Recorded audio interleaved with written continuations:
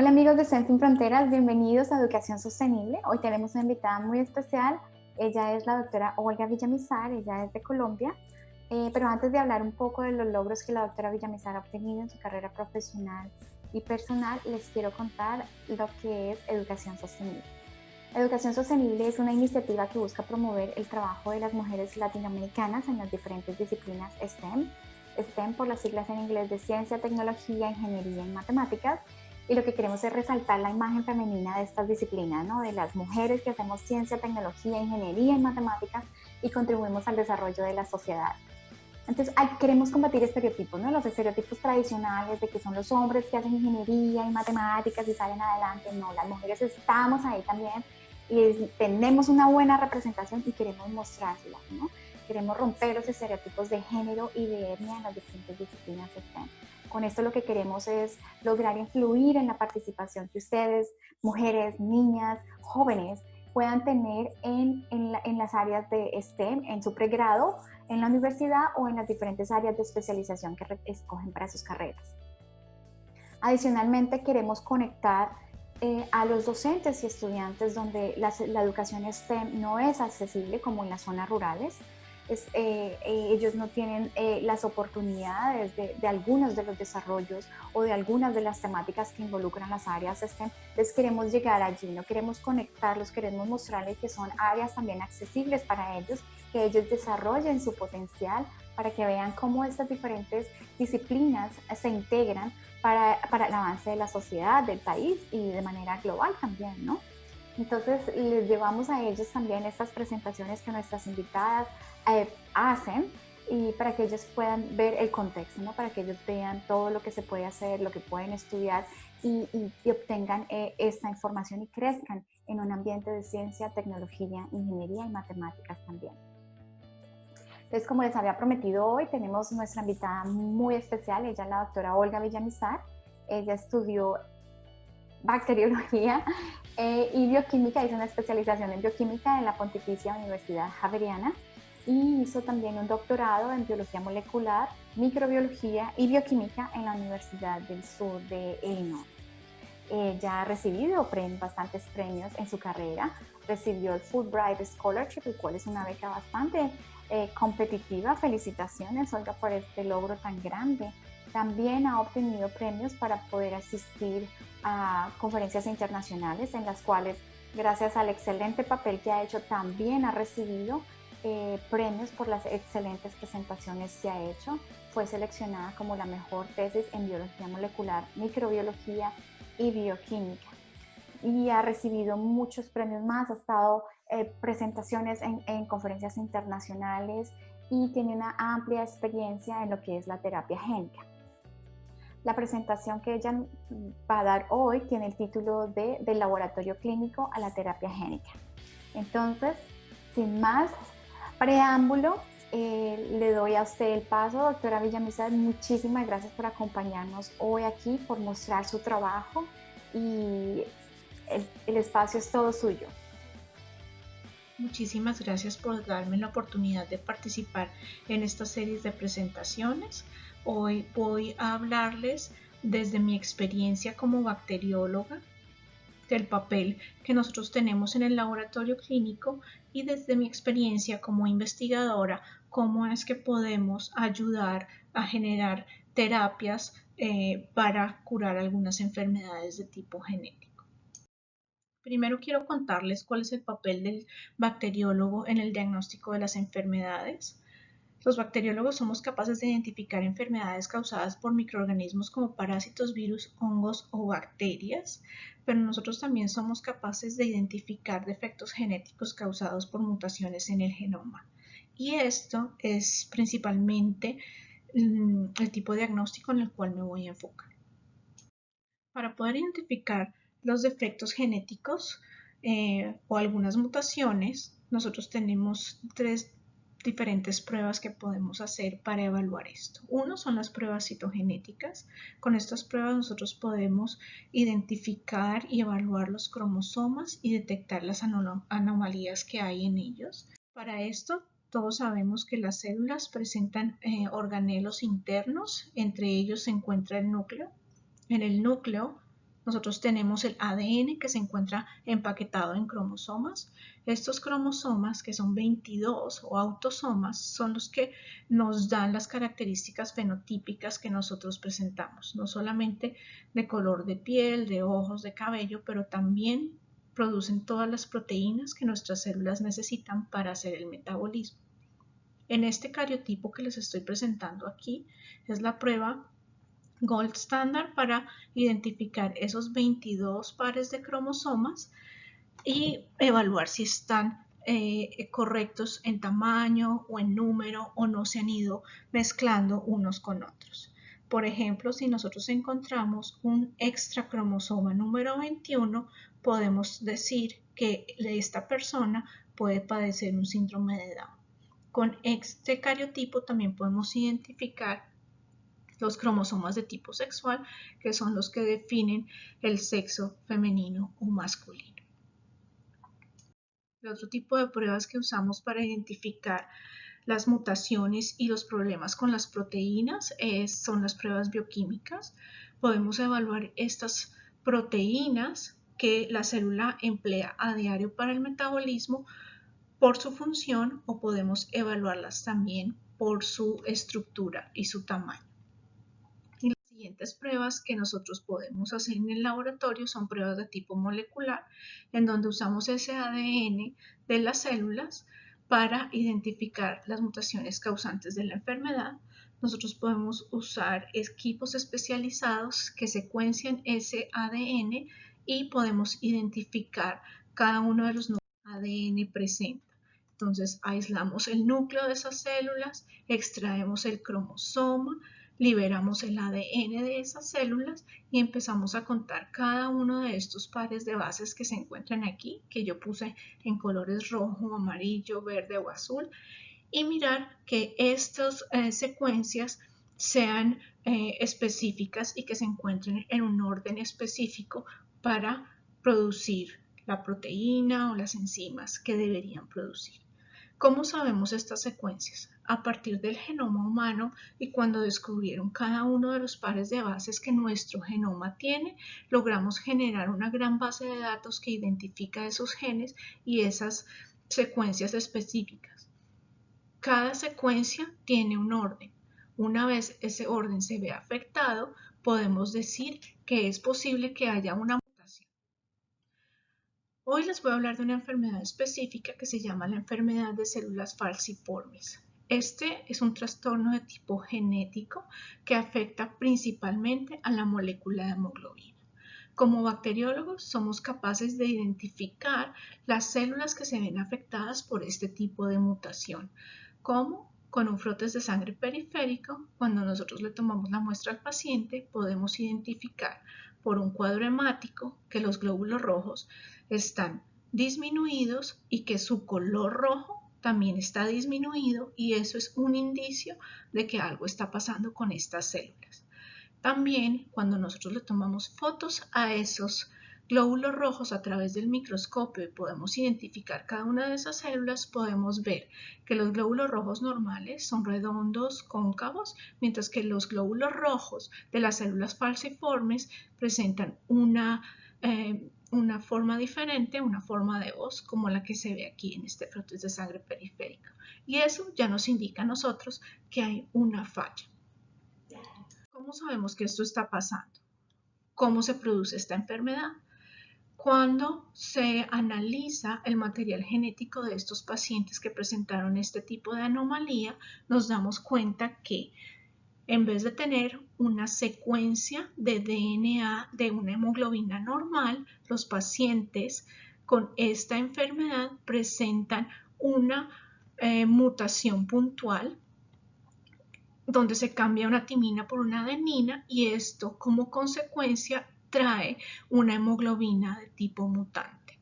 Cuando el DNA se transcribe a RNA y posteriormente se traduce a proteína, esa hemoglobina, que es la principal responsable de distribuir el oxígeno a todo el cuerpo, se encuentra alterada, y esto afecta también la forma del glóbulo rojo. Recordemos que la hemoglobina representa del 35 al 50% de las proteínas que el glóbulo rojo tiene. Cuando esta proteína se ve mutada y está afectada, la configuración de las células cambia y por eso podemos identificarlas en el laboratorio, tanto clínico como de diagnóstico molecular. Cuando esto pasa, la hemoglobina, que es una proteína muy importante porque permite transportar el oxígeno desde los pulmones hacia los tejidos, va a generar un impacto en el paciente y se puede ver por los síntomas que el paciente presenta. Una vez la hemoglobina ha sido afectada y el glóbulo rojo no tiene esta configuración redonda, cóncava como hemos visto, estos glóbulos rojos que se vuelven menos flexibles y comienzan a quedarse atrapados en los capilares sanguíneos, se comienzan a destruir. ¿Cuáles son los síntomas que esos pacientes presentan con todo este tipo de mutaciones en su hemoglobina? Cuando el paciente llega a la consulta médica, por lo general son pacientes que durante el primer año de vida, a los 6 meses de nacidos, tienen dolor intenso en sus manos y en sus pies. También se ve que hay una fatiga o irritabilidad por la anemia que causa este tipo de enfermedad y debido a toda la destrucción de los glóbulos rojos, esto comienza a generar un color amarillento de la piel o lo que nosotros llamamos ictericia y se presenta principalmente en las escleras de los ojos, en el color blanco de los ojos. Así es como identificamos que estos pacientes están presentando algún tipo de anomalía. Posterior a eso, entonces, se trata de generar un tratamiento para estos pacientes. ¿Qué tipo de tratamientos tienen estos pacientes? Como el dolor de articulaciones es tan intenso, algunos analgésicos ayudan, pero no quitan el dolor completamente. Otro tipo de tratamiento es el trasplante de médula ósea. El trasplante de médula ósea es muy importante porque permite que las células que presentan esta anomalía puedan ser reemplazadas por unas que son normales y funcionales. Sin embargo, es importante recalcar que este trasplante de médula ósea, aunque es el ideal, no es tan fácil porque el paciente necesita que el donante sea completamente compatible a él. Y eso es lo que hace un poquito demorado y difícil este tratamiento. Adicionalmente, cuando se hace un trasplante de médula ósea y aunque haya un tipo de compatibilidad con el donante y el paciente, estos pacientes deben mantenerse inmunosuprimidos y eso puede generar un poco de complicaciones más adelante con el tipo de infecciones que puedan presentarse. Lo ideal sería poder hacer una terapia génica. ¿Y cómo decidimos qué enfermedades pueden o no ser tratadas con terapia génica? Múltiples factores influyen en cómo decidimos tratar o no una enfermedad. Uno es el tipo del patrón de herencia, el tipo de mutación, el tamaño del gen y el tejido donde se manifiesta esta enfermedad. Una de las ventajas que tenemos con las enfermedades hematopoyéticas, sea anemia falciforme o leucemias, es que estas células se encuentran circulando por el torrente sanguíneo. Es una ventaja para nosotros porque nosotros podemos extraer estas células del paciente, manipularlas en el laboratorio, tratarlas allí y ponerlas nuevamente dentro del paciente una vez han sido tratadas. Sin embargo, la terapia génica no ha podido llegar a todas las enfermedades como los cánceres y las enfermedades de tejidos sólidos, cáncer de hígado, de pulmón, de páncreas, porque es muy difícil generar a veces terapias que lleguen hasta estos órganos. El tamaño del gen también es muy importante porque a veces las mutaciones no son de tipo puntual como esta, sino que hay mutaciones que pueden generar pérdida completa de una secuencia y poder insertar esto en el genoma es un poco difícil.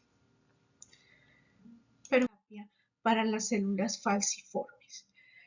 Como ya les había dicho, el paciente tiene un ADN con una mutación, que es una mutación puntual y que generó esta célula falciforme.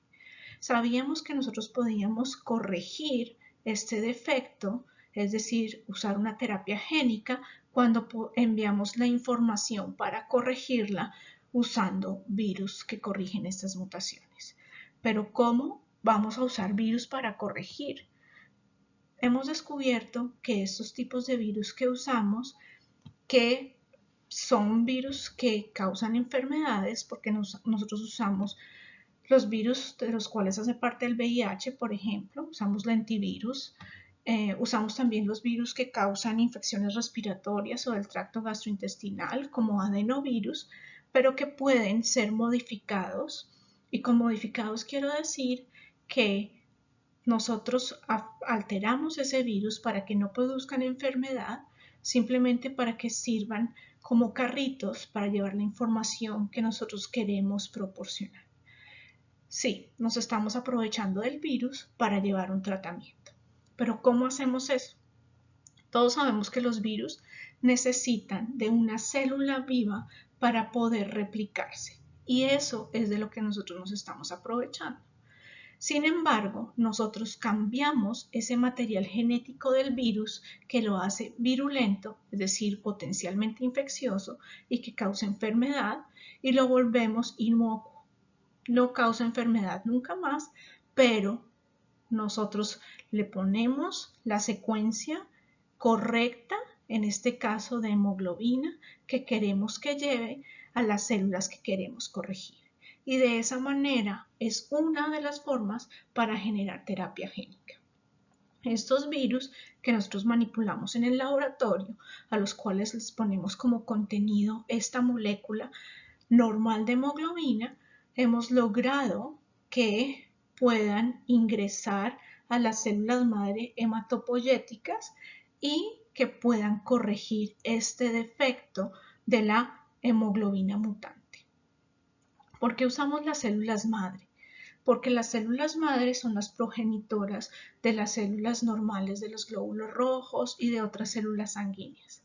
Entonces, si nosotros modificamos la célula progenitora y le corregimos su defecto, más adelante, cuando esta célula madure y se convierta en este glóbulo rojo, va a mantener la formación normal que nosotros queremos que este glóbulo rojo proporcione. ¿Por qué es mejor esta forma y no el trasplante de médula, por ejemplo? Las células que nosotros usamos son células propias del paciente. No necesitamos de ningún donante, por lo cual esto no va a generar ningún tipo de rechazo. Son sus propias células. Entonces tenemos el paciente que llegó con anemia falciforme y al cual nosotros le podemos retirar sus células madre. Las células madre que tenían un defecto y ese defecto va a ser corregido por los virus que nosotros les vamos a aplicar a estas células. Posteriormente, cuando nosotros dejamos que el virus haga su trabajo, esta mutación va a ser reparada. Una vez que tengamos estas células madres corregidas, volvemos y se las trasplantamos al paciente en su propia médula ósea con sus propias células madre, y esto nos ha permitido que se generen glóbulos rojos sanos o corregidos.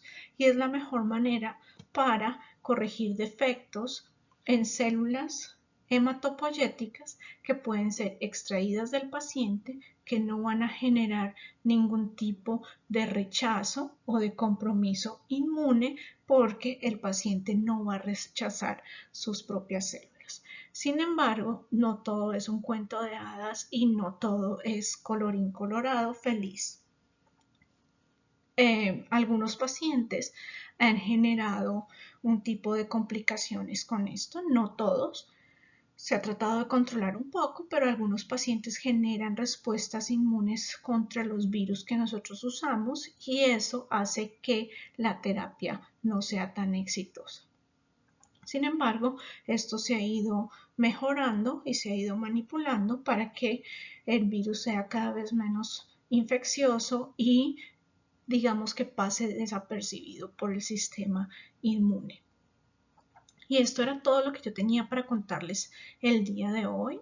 Quería que vieran un poquito cómo desde el diagnóstico clínico en un laboratorio se pueden identificar muchas enfermedades y esto ayuda mucho a que los médicos puedan dar un diagnóstico más certero y más adelante con todas estas investigaciones que hemos hecho nosotros también seamos capaces de generar de manera innovadora terapias que ayuden para modificar las células de los pacientes que tienen algún tipo de mutación o defecto genético y se puedan corregir estas enfermedades hematológicas. Muchísimas gracias de nuevo por invitarme. Espero que les haya gustado mucho mi charla. Olga, muchísimas gracias por tu presentación, este acercamiento en el papel que los bacteriólogos tienen en determinar, identificar y caracterizar las diferentes enfermedades que pueden ser causadas por parásitos, virus, hongos. Es altamente importante ya ahorita con todo lo que estamos pasando a nivel mundial con la pandemia del coronavirus, esta información y el trabajo que ustedes hacen es altamente relevante. A los que nos están escuchando, si tienen algunas dudas, preguntas, por favor háganoslas llegar. Aquí en el video, les voy a dejar, en la explicación del video, les voy a dejar la página web de STEM Sin Fronteras, donde nos pueden escribir y nos pueden contactar. Y nosotros les enviaremos preguntas a la doctora Olga, que estoy segura que ella estará feliz de contestar. Y muchísimas gracias a ustedes, espero que hayan disfrutado tanto la presentación como nosotros. Y bueno, ya muy pronto les tendremos otra invitada especial aquí en Educación Sostenible para que aprendamos más. Muchas gracias, que estén bien. Chao.